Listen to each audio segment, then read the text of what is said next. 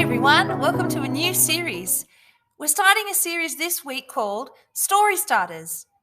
We're going to be learning about creative writing, imaginative pieces of writing. We're going to start it off just by getting the creative juices flowing. We're going to use Pobbles 365 and their story starters to let them start a story for us that we will then continue. Now, I'm not expecting you to finish a whole story today. I'm just expecting you to add to the events that are already there and to build upon the writing that's here on Seesaw for you today. So this series will go for all of this week. We're going to be doing story starters. Now, for today, here is the photo that I've selected from Pobble 365. I thought it was fascinating, and it really got my brain thinking of many ideas about why are the fish there in the sky? Why does it look like the ocean? What's going to happen next for this mother and son? And there's a great story starter here. Now, as I read it, please take note, they have used fantastic language to paint a picture with words.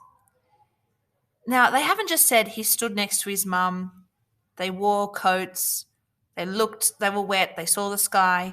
The person who's written this story starter has used adjectives and great descriptive language to paint a picture. So I'm going to read it to you.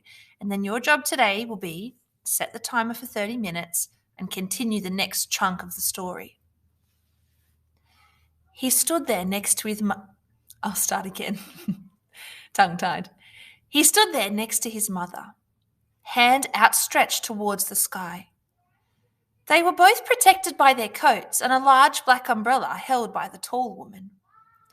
The mother and her son were still soaked to the core. However, as the rain had been cascading down for many hours, now cascading just means falling. So you can see they've used different language to make it interesting. They had known that something strange was happening when they first heard the storm back at home.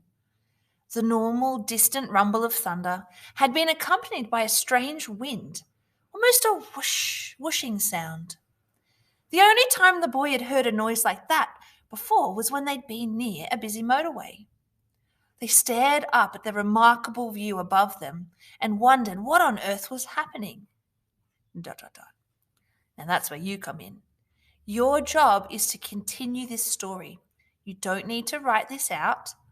You will have this open on Seesaw, you'll have a piece of paper in front of you, and you will continue what happens next. Now, like I said, you're not writing the whole story today, you're just writing some events which come next, and your purpose is to try and see if you can be as descriptive and use your words to paint a very vivid picture today of the events, like this person has been here. You will need to insert a clear photo of your writing on this page so that your teachers can read what you've written. No typing this week. You will need to write on paper. That's because we've been doing a lot of work on devices with public speaking, and it's time that we just get back to some writing on paper. I think that would be fantastic. So the photo goes here. You'll set your timer for 30 minutes. So your teachers should expect to see a fair bit of writing today in 30 minutes. A couple of sentences is not enough for 30 minutes. Even one paragraph, I would say, is not enough for 30 minutes. We need to see a couple of events really spelled out in detail on your page of writing that you submit. So just a reminder, you will have this open. This is the photo. This is the story starter, and it's your job to continue it. We really look forward to seeing what you create today with your words.